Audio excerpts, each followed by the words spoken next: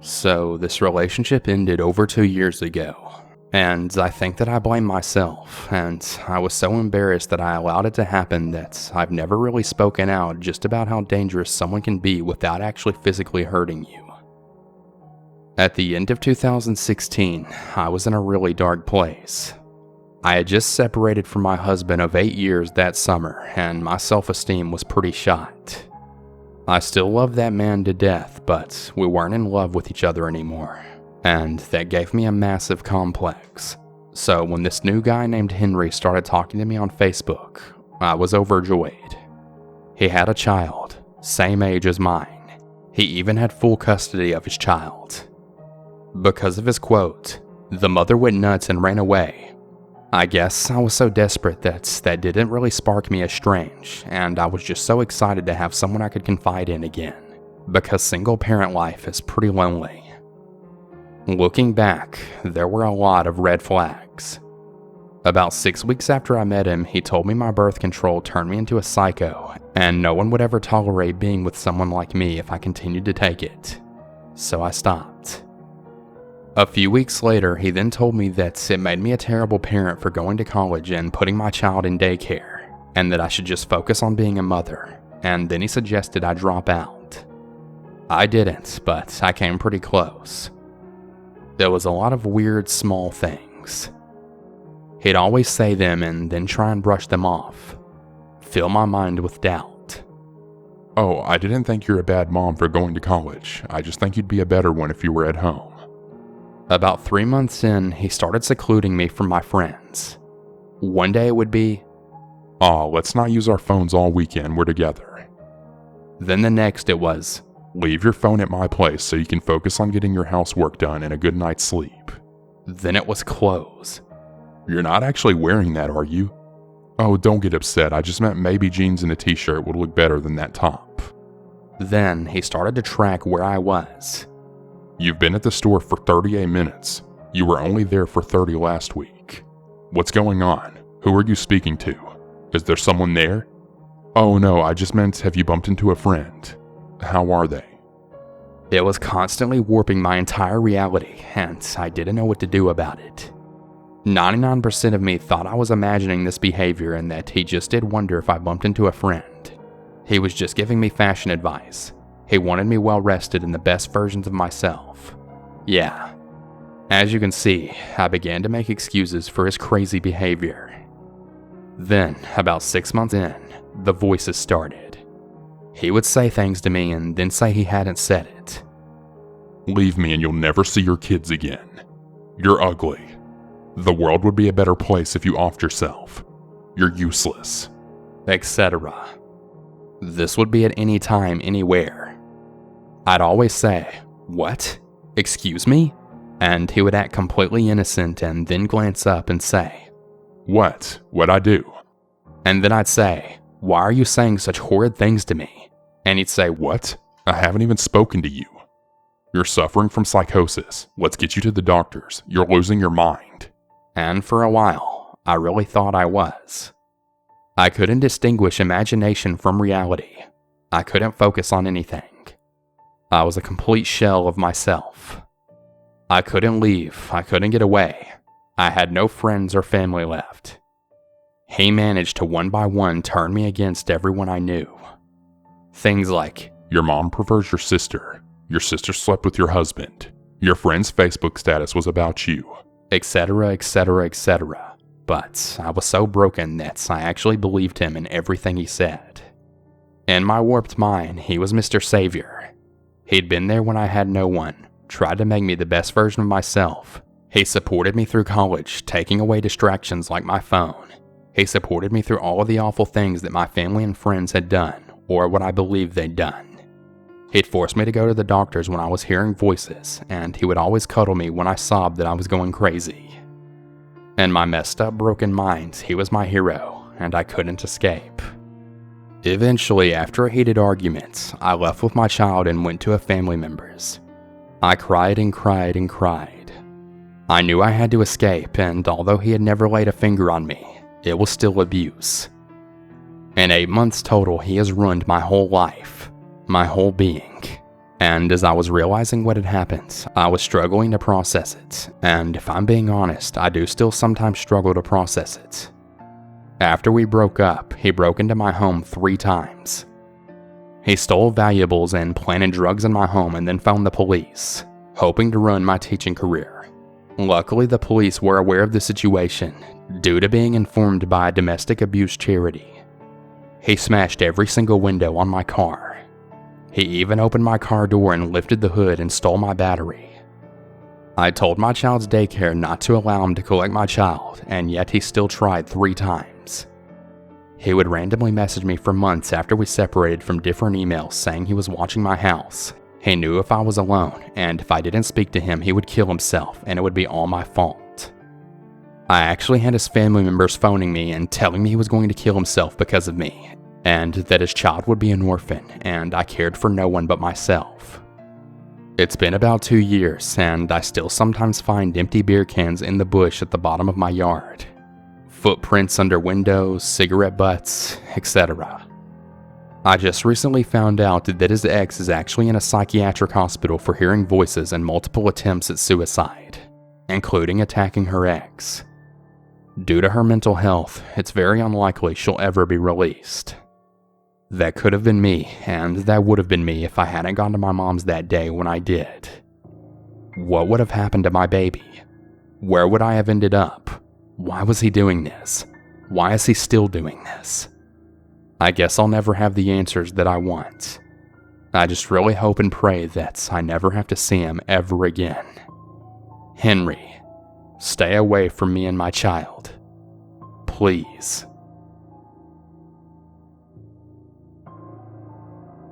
There was this girl that I reluctantly dated for about 2 weeks. I ended it because she was constantly messaging me and got mad when I didn't message her when I was on a holiday. Even after I broke up with her, she would always be mad when I didn't respond to her texts. Now, I would go to this tabletop gaming store every Friday in a town that's about a 45-minute drive from where I live. She goes there too, on the same day and time. Anyways, she kept being continuously flirtatious and even went to kiss me when we were there. Eventually, I had found someone that I was genuinely romantically interested in. I ended up telling her because she was still my best friend at the time, despite the drama. This is where the fun begins. So, in the 2 weeks we were dating, she would constantly attention seek from me about her mental illness, such as depression and anxiety. Not that I don't believe she had a mental illness, just not from one of those two, and she would always self-harm and talk about suicide. I was obviously quite upset at this, and it continued into our friendship. Anyways, we were at the store, and I told her I was interested in another girl. The second I was interested in another girl, she started crying and hitting me, went inside the store to get her keys, and ran out to her car while I just stood there shocked. I went back inside the store to talk to some mates and do some painting. She then comes back, completely stone-faced, and hands me a note. She did it in a way that's made her new fresh cuts extremely visible. I took the notes and I put it in my bag without even making eye contact with her. I was disgusted she would try and get my attention this way. I don't talk to her for the rest of the night, and around 11 p.m., I then head home, get inside, and read the note. It was a suicide note where she was saying how she's sorry she's going because someone stole me from her. We had stopped dating 3 months ago at this point. I then get a message on my Snapchat minutes after reading it. She sent me a nude with the caption, "Won't you stay just for this?" I say no, and then she starts saying she's actually going to do it. She doesn't talk to me for months. The girl that I had left her for and I didn't work out. No biggie. I was about 2 months into the relationship that I have now with my loving girlfriend. A year and a half together now. Me and my girlfriend were laying in bed playing Mortal Kombat X on my PlayStation when I get a call from an unknown number. I answer it. She says that she's just regained consciousness, and I ask who this is. She responds with her name, and it sends chills down my spine. I say okay, and I hang up. I call all of the hospitals near where she lived, and they say they haven't had any patients of that name. I text her to quit her BS, and I block her. She gets another number and texts me again, and again I block it. The cycle still goes on, just slowing down now. The most recent message being, "Have you broken up with your girlfriend yet? Nudes for nudes?" Recently I saw her looking around outside of my house. I opened the window and I told her to screw off. Audrey, if you haven't offed yourself again, please stay away from me.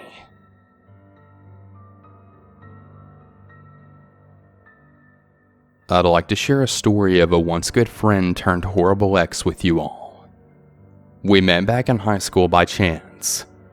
I was sitting in the library one early morning, doodling a little in a notebook, when Tim came up to me. We shared a lot of common interest, and I was deeply impressed by his drawing skills as he sketched a few draws for me. For the first few years, things were fine. We were great friends and got to know one another very well. He was the oldest of 3 children and the only boy in his family that was fairly religious. Not the say grace and Hail Mary religious, but definitely the say grace over the meal for 5 minutes and church every Sunday. That kind of religious. I'm not really religious myself, but I wouldn't say I'm an atheist. I do believe that there's something greater than all of us, but I don't believe whatever it is demands we only talk to him in churches or over our food. Now, Tim was a nice guy, and I did develop a bit of a crush on him, but I always felt whenever I made a move, he would always back off and avoid it. So I assumed that it would never evolve into more. Things, however, changed at the end of my junior year. At the time, my family's visa in the US had been misfiled, and we were told we had 2 options. Leave the US for a year and reapply, or fight it and risk being deported for 5. At the same time, my dad had been fired from his job for some crappy reason, and my maternal grandmother wasn't doing very well. This in turn affected my mom very badly because this was her last living parent, and she hadn't had the chance to help her father during his last few years. This left her with a lot of guilt and what-ifs and could-haves that plagued her endlessly. At the same time I was entering my senior year, 3 credits short of graduation early, and my sister was in the 2nd year of college. There was also the fact that the USA was pretty much the only home I've ever known, so it was more of a question of when and not if. So my dad does the only thing he can think of. He asked some of his coworkers and family friends if they would take my sis and me for a year, so that I could at least finish high school. The family I ended up living with for that year was absolutely wonderful. They had only a son who we were friends with, and they treated me like family from day one. The mom was Catholic, but she was one of those really great ones that wouldn't preach her faith onto others or judge you by it. They had sort of adopted a lot of their son's friends who didn't have a nice home life, and when one of them came out as gay, she just smiled and said to him, "God doesn't make mistakes. You are exactly as you're supposed to be." I started to call them Mom and Dad version number 2 really fast, because I felt they really deserved those titles for everything they helped me with. They took me into their home and let me live with them absolutely free. All they asked of me was to study hard in school, do a few chores when they asked, and respected their no alcohol, no sex rules. Easy. It was here, though, that Tim started to show a side that none of us liked. At first, it was just minor stuff. He would call almost daily to ask what I was doing and to hang out with me. And if I ever said I couldn't because of something like studying or wanting to spend time with our other friends, then he would call my other parents to check if it was true.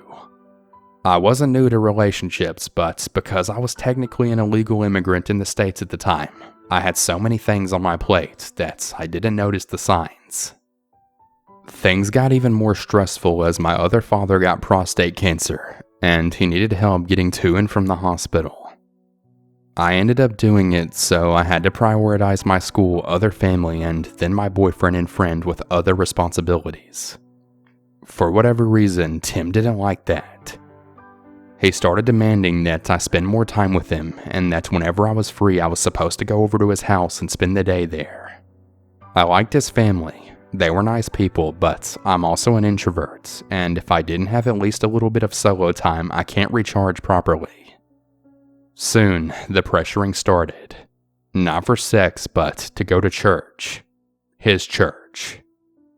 He kept saying how it was important and I'd feel great going there and I'd love it and it was a Christian duty.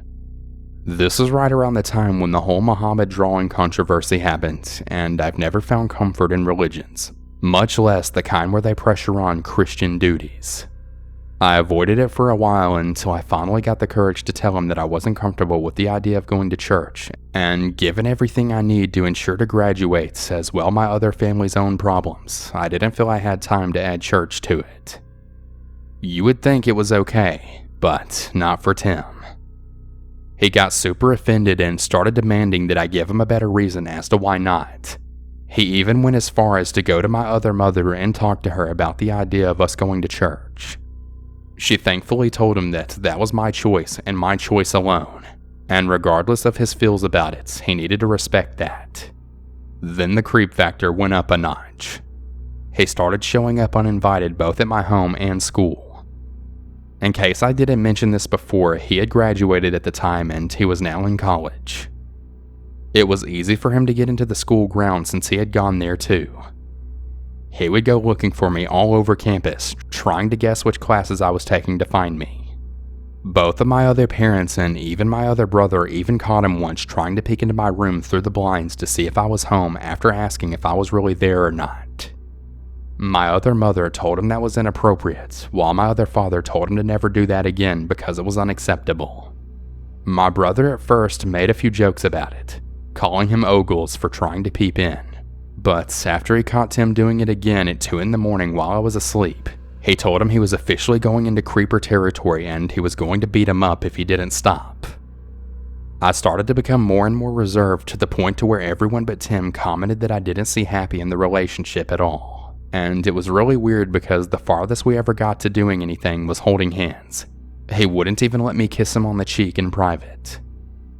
The final straw came when I was over at his place trying to figure out how to tell him that I wanted to go back at being friends, when his mom suddenly said that it was so nice that we were following tradition.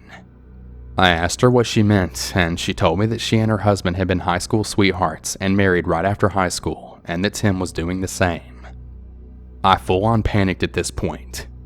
We hadn't dated long and we barely did anything that could be called being a couple, and I was heading back to Denmark right after I graduated. I was only 18 and nowhere near the age where I felt ready to get married. Not to mention, with how conflicted I was feeling about this relationship, I just couldn't see this ever working out for real. I was starting to see that our relationship as a couple was more toxic than healthy. The first chance I had, I told him in private that I didn't feel like this was working out. I still wanted to be kind and not embarrass him in front of his family. I've never felt breakups should be public displays. Tim didn't take this very well. He pleaded and begged and saying if I just tried to go to church with him, I would see the light, that I was ruining his family's tradition. He tried to argue that if we were married I could stay in the States, but I didn't want to marry for a green card. In the end, we both parted in tears and with things unresolved. A few weeks pass in silence as I'm focusing on school and just recharging. I'm getting ready to graduate and dealing with the reality that my biological parents won't get to see it because our finances weren't very good at the time, and I'm just trying to focus that my other family and sister will at least get to see me get my diploma. Then something great really happened. My mom wrote a letter to me to say that she's going to visit for a week to see my graduation. I wanted both of them there, but I was just so thankful that at least one of them could be there. I happily told my friends about it, and we all started talking about who we would give our graduation tickets to. I can't remember how many we had, but I remember I had a few left over after inviting my mom, other parents, and 2 brothers, and then one of my friends asked if Tim was coming. I wasn't really sure if I wanted him there after what had happened, but at the same time I had been to his back to when we were friends.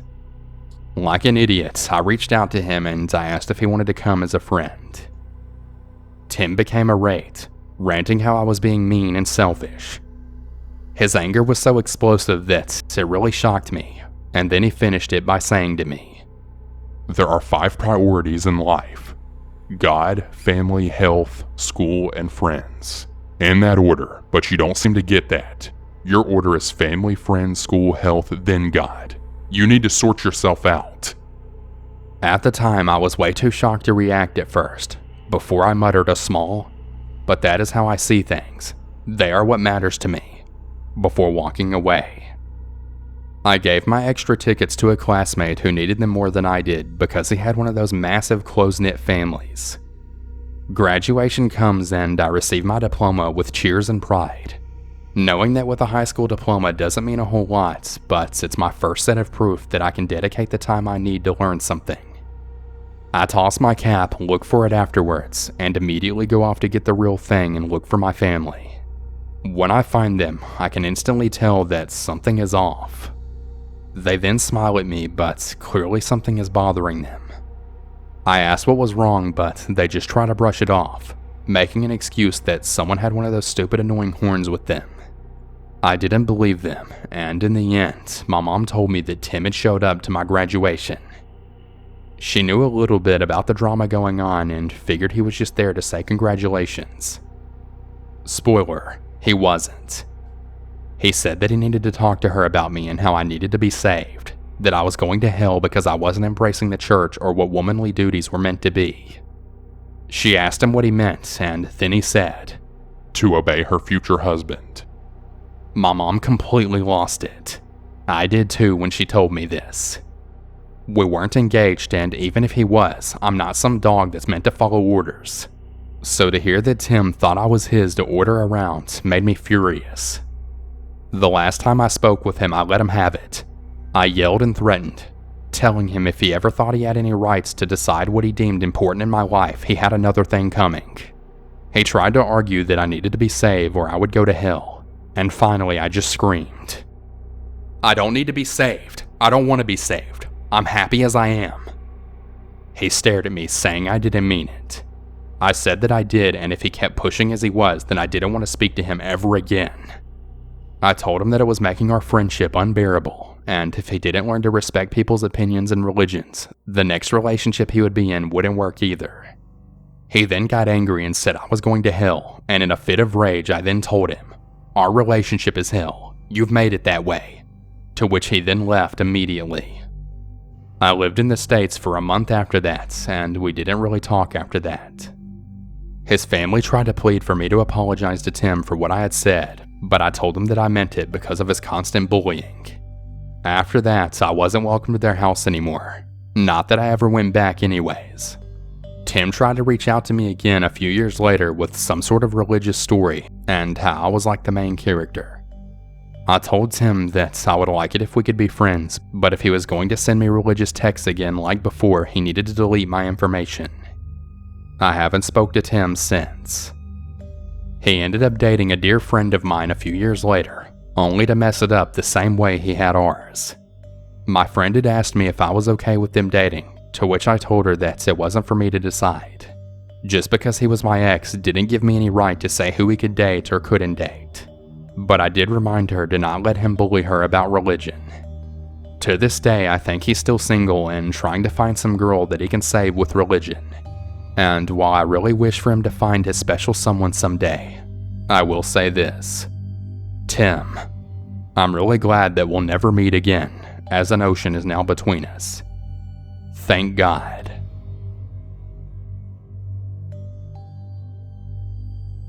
Hey everyone, I hope you enjoyed today's video.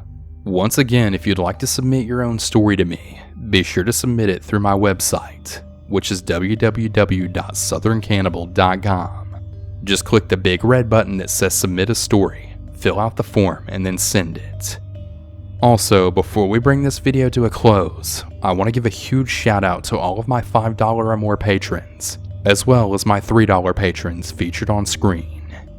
Shout out to Babe Lincoln, Beryl S, Beth A, Kate E, Katrina T, Celeste S, Ellie S, Emily W, Howard R, Jonathan C, Joseph F, Lori J, Matthew B, Michael G, Steph L, Tammy S, Terry H, Too Etchy for You, and Victor R. thank all of you so much for supporting me on Patreon. I really appreciate it more than you know. And if any of you would like to join these awesome people and also become a patron, head over to my Patreon at patreon.com/Southern Cannibal.